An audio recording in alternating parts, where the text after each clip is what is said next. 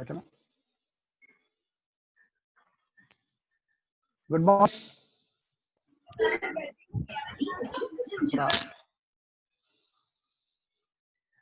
ఓకేనా.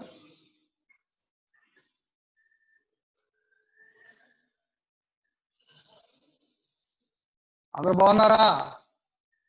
లాక్డౌన్ లో అందరూ సేఫ్ గా ఉన్నట్టు అనుకున్నా.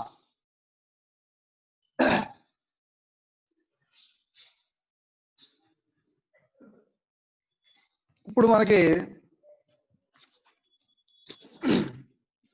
ఆల్రెడీ జూనియర్ ఇంటర్ నుంచి సీనియర్ ఇంటర్కి వచ్చే వాళ్ళకి ఆల్రెడీ ప్రోగ్రామ్ స్టార్ట్ చేసాం. అది ఏం చేసాం ఏంటన్నది మీ అందరికీ తెలుసు, మళ్ళీ ఒకసారి ఎక్స్ప్లెయిన్ చేస్తున్నా.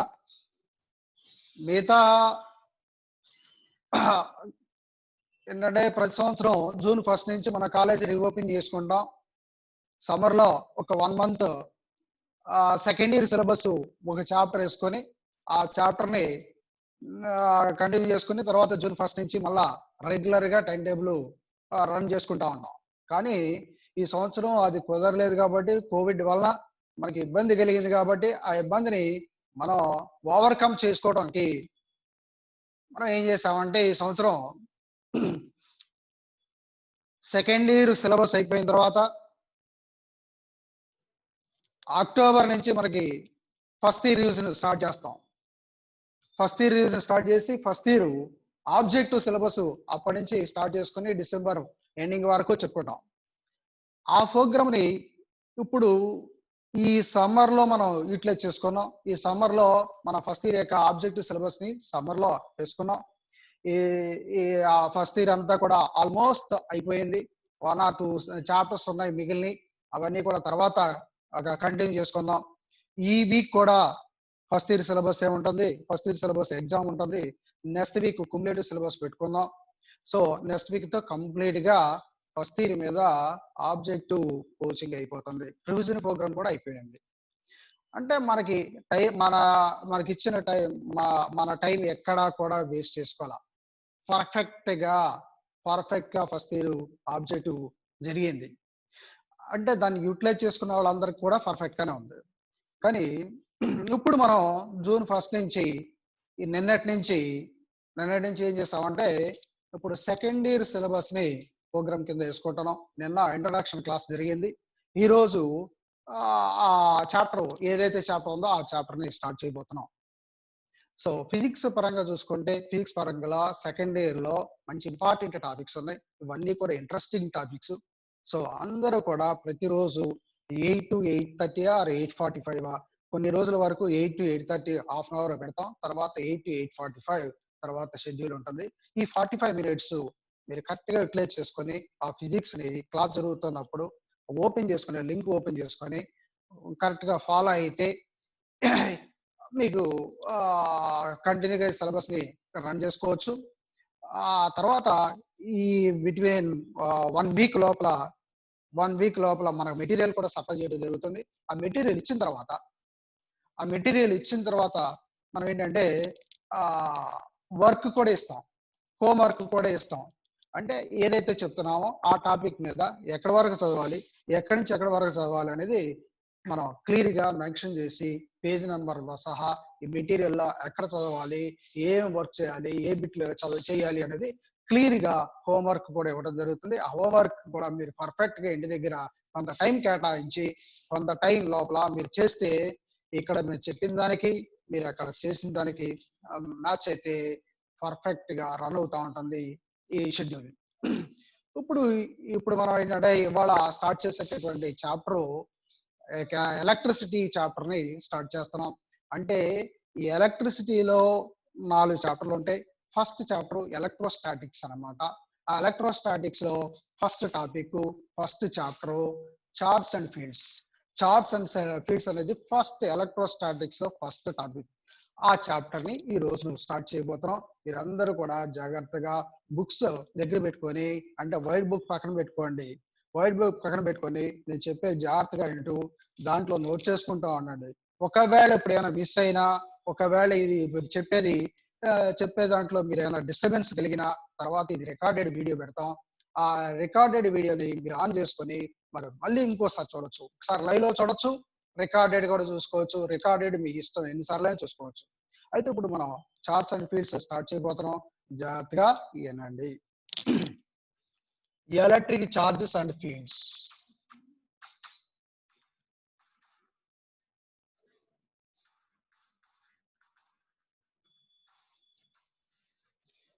సెకండ్ ఇయర్ సిలబస్ కి ఒక కన్వీనియంట్ ఉంది మనకి. ఈ పేర్లన్నీ కూడా 8th 9th 10th క్లాస్ లో మనం విన్నాయి. రెగ్యులర్ గా చార్జెస్ గురించి, కరెంట్ గురించి, మ్యాగ్నెటిజం గురించి, మోడర్న్ ఫీల్డ్స్ గురించి ఇవన్నీ కూడా మనం ఆల్రెడీ ఒకసారి అక్కడ చదువు ఉన్నాం. కొంత బేసిక్ నాలెడ్జ్ ఉంటుంది. దానికి ఫర్దర్ గా అక్కడ లోయర్ క్లాస్ లో నేర్చుకున్న దానికి ఫర్దర్ గా ఇక్కడ సిలబస్ ఉంటుంది. కాబట్టి ఈజీగా ఫాలో అవటం ఈజీగా ఉంటుంది. కాబట్టి ఇవన్నీ కూడా ఇంట్రెస్టింగ్ చాప్టర్స్. దీని యొక్క వెయిటేజ్ ఎక్కువ. ఫస్ట్ ఇయర్ తో కంపేర్ చేసుకుంటే సెకండ్ ఇయర్ కొంచెం ఎక్కువ. సెకండ్ ఇయర్ లో ఆల్మోస్ట్ ఇవన్నీ కూడా టచ్ లో ఉంటాయి. కాబట్టి ఇవన్నీ స్కోరింగ్ టాపిక్స్. జాగ్రత్తగా ఫాలో అయితే మనకి మంచి మార్కులు వస్తాయి. ఇక్కడ ఈ electric charges and fields. So the chapter deals the electric fields of the charges. Electric fields of the charges which is at rest. Suppose ఒక చార్జ్ రెస్ట్ లో ఉందనుకోండి, ఆ రెస్ట్ లో ఉన్న చార్జెస్ గురించి ఈ చాప్టర్ లో ఉంటుంది. ఈ చాప్టర్ లో మనం నేర్చుకునేది ఏంటంటే ఎలక్ట్రిక్ చార్జెస్ గురించి. ఆ ఎలక్ట్రిక్ చార్జెస్ అన్ని కూడా మూవ్ అవ్వవు, రెస్ట్ లో ఉన్న చార్జెస్ గురించి మాత్రమే తెలుసుకుంటాం. So the chapter deals electric effects of charges. Electric effects of charges which is at rest. ఆ చార్జ్ రెస్ట్ లో ఉన్న చార్జెస్ గురించి మాత్రమే తెలుసుకుంటాం. So what is the charge? So basic గా అసలు చార్జ్ అంటే ఏంటి? Charge, it is a basic property of the matter. Charge is a basic property of the matter. So charge which produces or influence electric and magnetic fields. Charge is produces electric fields, and charge is a produce also magnetic fields and influence electric and magnetic field. Charge is a basic property of the matter. It is a basic property of the matter which produces or influence electric and magnetic fields. Electric and magnetic fields. Charge is a scalar quantity. Charge is a scalar quantity. Charge is denoted with Q or small q. Q or small q. Charge basically గా charge ని ఏ letter తో రాయొచ్చు అంటే QR small q అని రాస్తాం. QR small q. Charge, SI unit of charge. SI unit of charge is coulombs. Coulomb. దీన్ని C అనే letter తో రాస్తాం. Coulomb. SI unit of charge is coulomb. So general గా coulomb is a big unit. మన general గా మనం ఏం చెప్తారంటే 1 మైక్రో కూలుమ్ అంటే 1 micro coulomb is nothing but 1 into 10⁻⁻6 coulombs. అంటే 1 micro coulomb is nothing but 10⁻⁻6 coulombs. 1 pico coulombs. 1 pico coulomb is nothing but 10⁻⁻9 coulombs. 1 millicoulomb 10⁻⁻3 coulombs. అట్లా different గా చెప్తా ఉంటాడు. సో ఈ కూలుమ్ is a big unit. Micro coulomb is a small unit.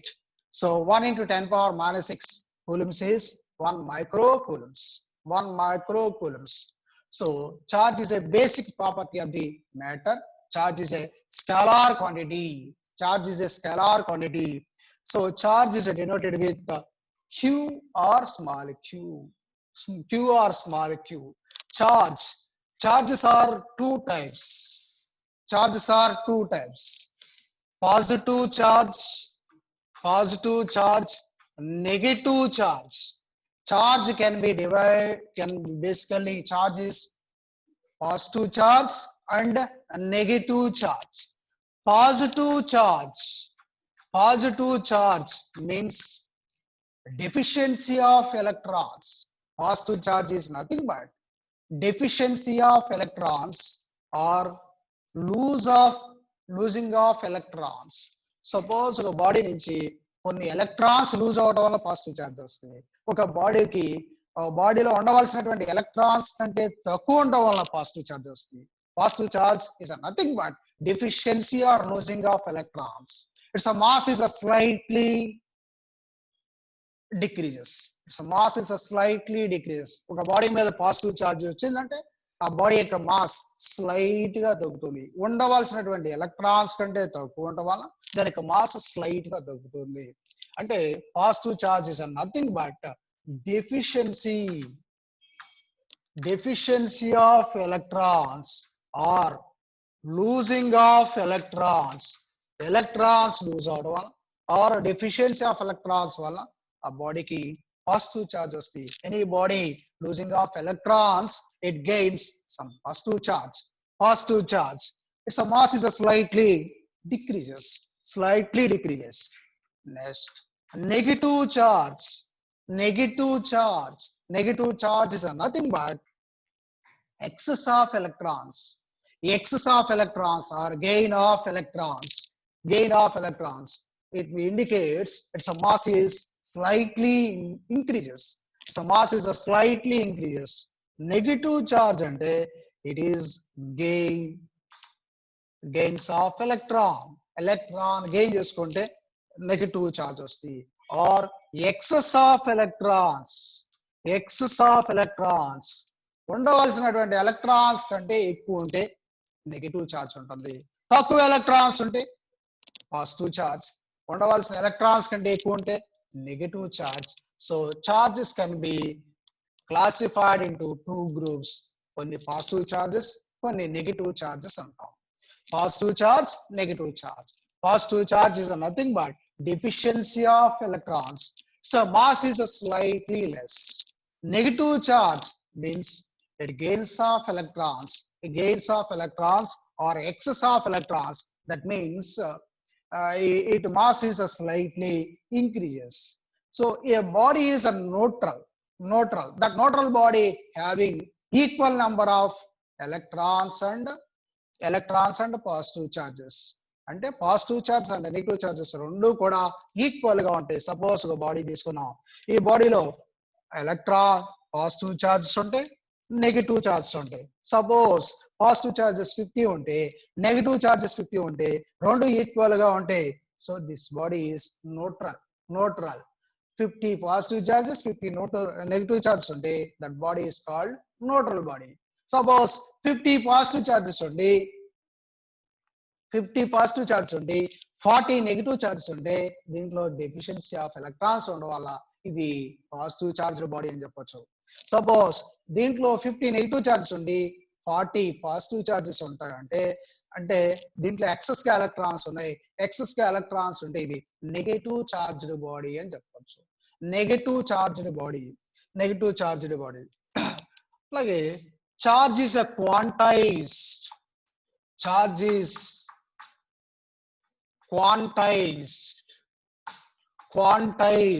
Quantized means so any charge in the nature, any charge in the universe is equal to integral multiple of elementary charged particle.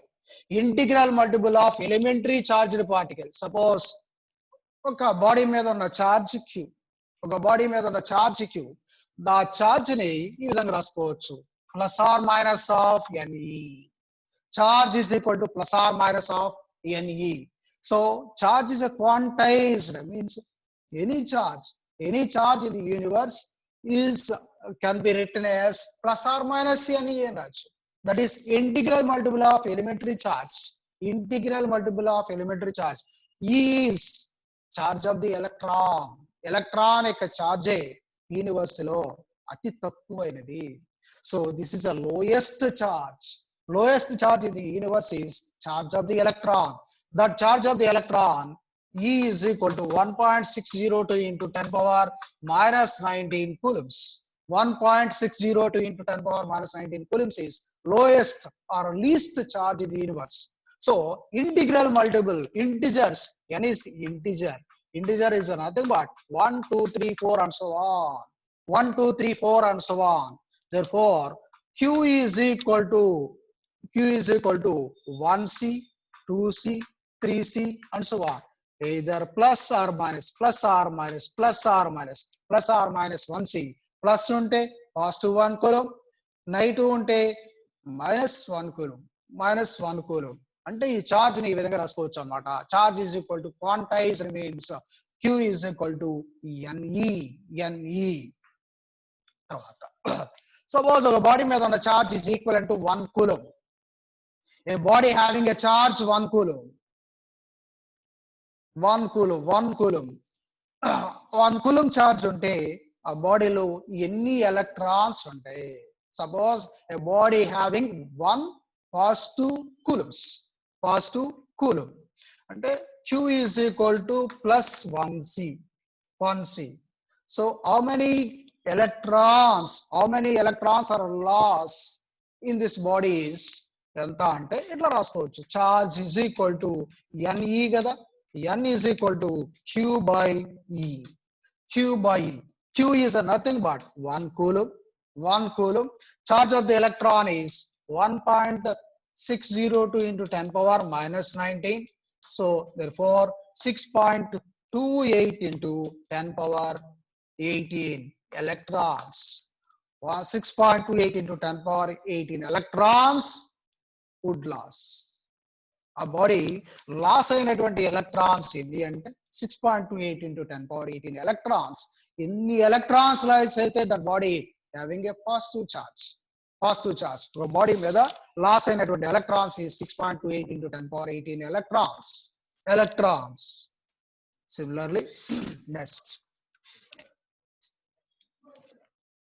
For example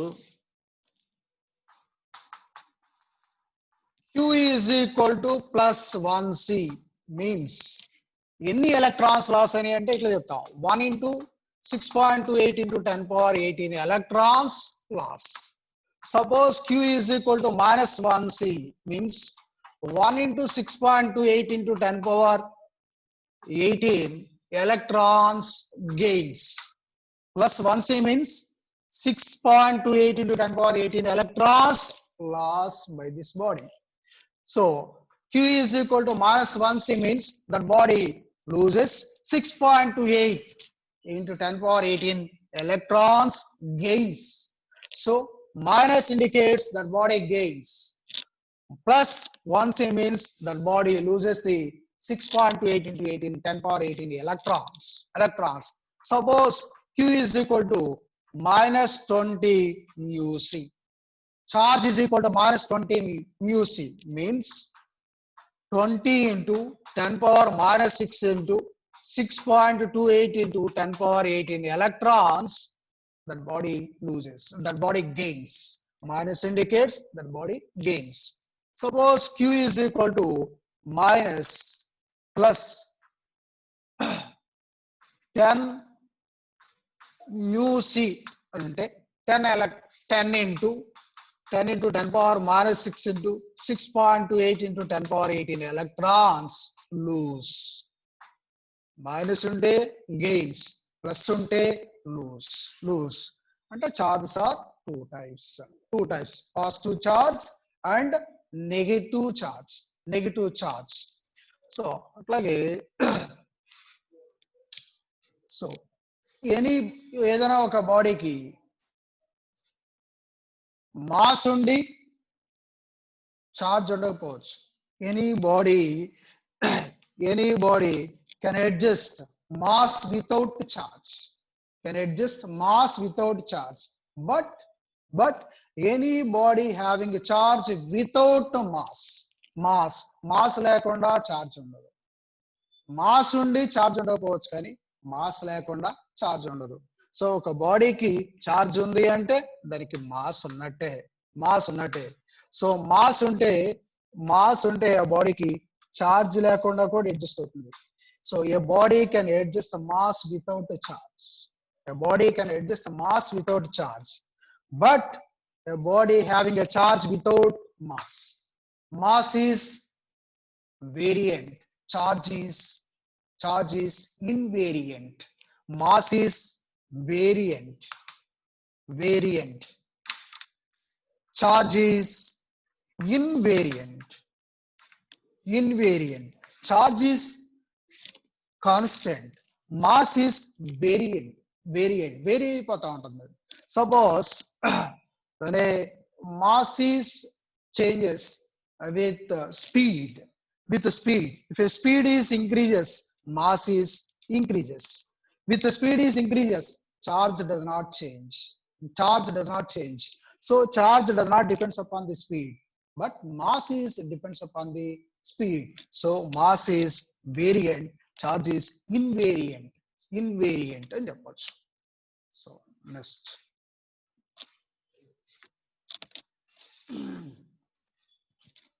law of conservation of mass. Law of conservation of mass. Law of conservation of mass means law of conservation of charge. Law of conservation of charge. Total charge is remains constant. Charge can be created nor destroyed. So charge neither created nor destroyed. Total charge is remains constant. So charge cannot be created nor destroyed. So total charge is remains constant. That is called the law of conservation of charge. So ఒక body మీద ఉన్న charge Q అనే charge ఉందనుకోండి, ఈ charge ని మనం సృష్టించలేము. Total charge is remains constant. That is called law of conservation of charge. Law of conservation of charge. Okay. Methods of charges.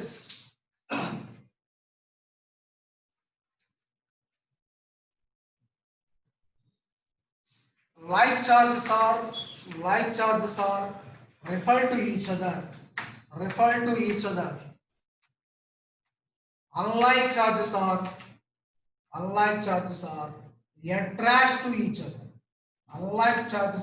attract to each other. అంటే రెండు positive charges ఉన్నాయనుకోండి, ఈ రెండు లైక్ చార్జెస్ ఒకదానికోటి రిఫర్ చేసుకుంటాయి. ఒక positive charge ఒక negative charge ఉంటే ఈ రెండు ఒకదానికోటి అట్రాక్ట్ చేసుకుంటాయి. Unlike charges are attract to each other.